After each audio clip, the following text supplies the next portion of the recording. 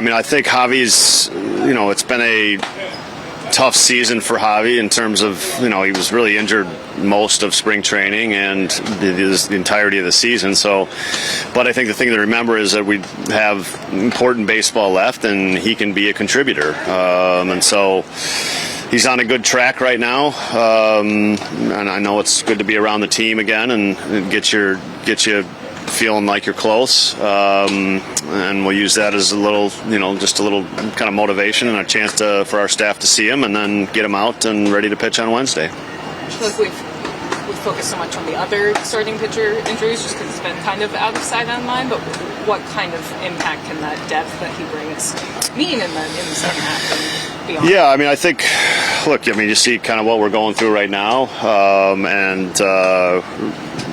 you want to have options for both kind of performance and injuries, frankly. And then at a certain point, after July 31st, this is your organization, and you got to rely on the guys in your organization. So,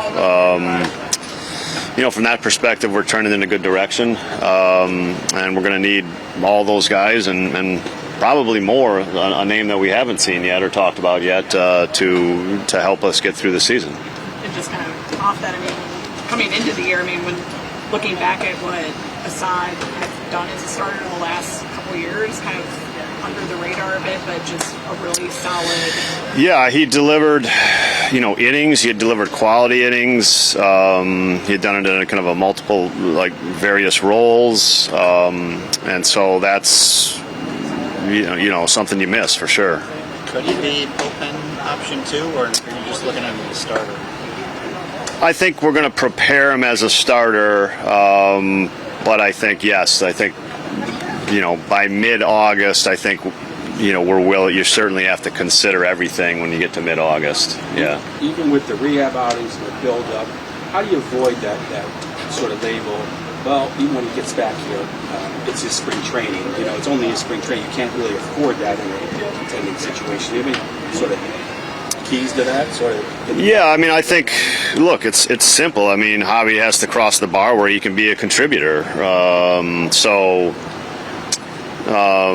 You can pitch quality innings in the month of April, if you consider August, April for Javi. There's no reason why you can't pitch quality innings at that point. So, I don't see that as an impediment. If anything, he's a fresh pitcher. We didn't have an arm injury, so there's once we're healthy, we're not protecting anything from that side of it. Really, you feel like he should be at his best. When after a start like Shota's, and you guys do your analyzing of what it was and how he is and how he feels, more importantly the next day, do you get a better sense of how to move forward other than he's just going to pitch 5 days and that's it? Is there other things that go involved into getting back to where he was? Yeah, I think you check on all those things. We got nothing that's come up from that perspective. He didn't pitch well, and sometimes that's a real thing. That just happens. The start against the Mets last year. It was a very similar start to the start against the Mets last year at Wrigley. The best pitchers have them, and so it was a bad start. You kind of learn from it. You take what you need to change from it, and you go deliver a good one the next time out. That's being a major league starter. Is there concern at all for the velocity dip? No, it was a very small, so that can be like a simple delivery thing. So no, there's no injury concern. It feels good today. Yeah. Overall in this series, just generally speaking, I'll even up the wins here, wins at Wrigley, it's all even. Just your impressions of the What do you mean? So it's, I can show you. I'll literally just show you what I'm talking about. All time. This. Oh. It's kind of crazy, so I just kind of wanted to get your take on just the history and what you feel when you kind of entered into this rivalry, and how, whether it's Wrigley or here, how players step up, fans, all that.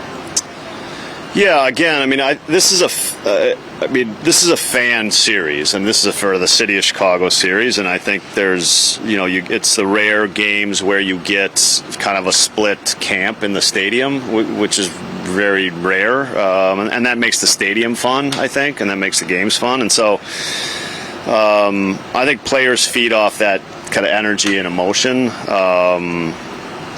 but that's it. I mean, I don't want to make more of it than it is. It's fun for the players. That energy in the park is really fun for players and all of us. But I'll be honest, nobody's aware of this, that we're tied. Nobody's aware of that. What about even just the way that the White Sox, that it can be not who you're playing, but when you're playing them? Just what are you seeing from this White Sox? Yeah, I mean, they're definitely swinging the bats well. They swung the bats well before last night. That's just the way it works.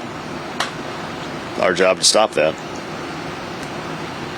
Got a picture for tomorrow? No. After the game, remember? I guess I did. Yeah. Yeah. Everything you were thinking about Hauser before the game, was it re-emphasized, this version of Hauser last night?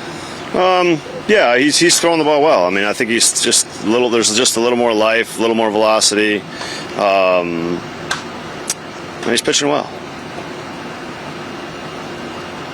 Feeling anything, hearing anything as far as feeling like you may be having a pitcher anytime soon, trade-wise? No.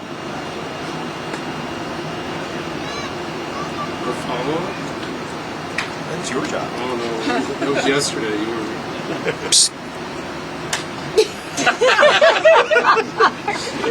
Blocking his good job. Light and white.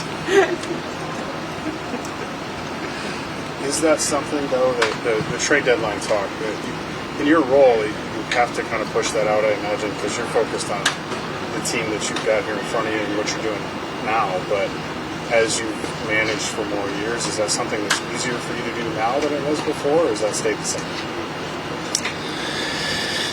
Yeah, I mean, look, it's really, it's a front office job, and this is our team, and you're happy with your team, and you're happy to go to battle with your team tonight, and that's the way you just look at it. It's not much more than that. It's simple, really.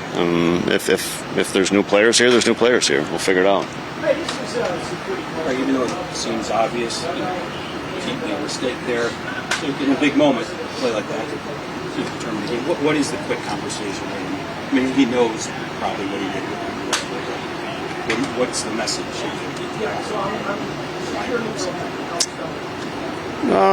Yeah, I mean, I think if anything, it's just look, that was Ian's just camped underneath it, and I think if anything, the learning lesson is just you're going to play when you get in environments where I think what's underestimated sometimes is communication really is not possible. Like people say, communicate.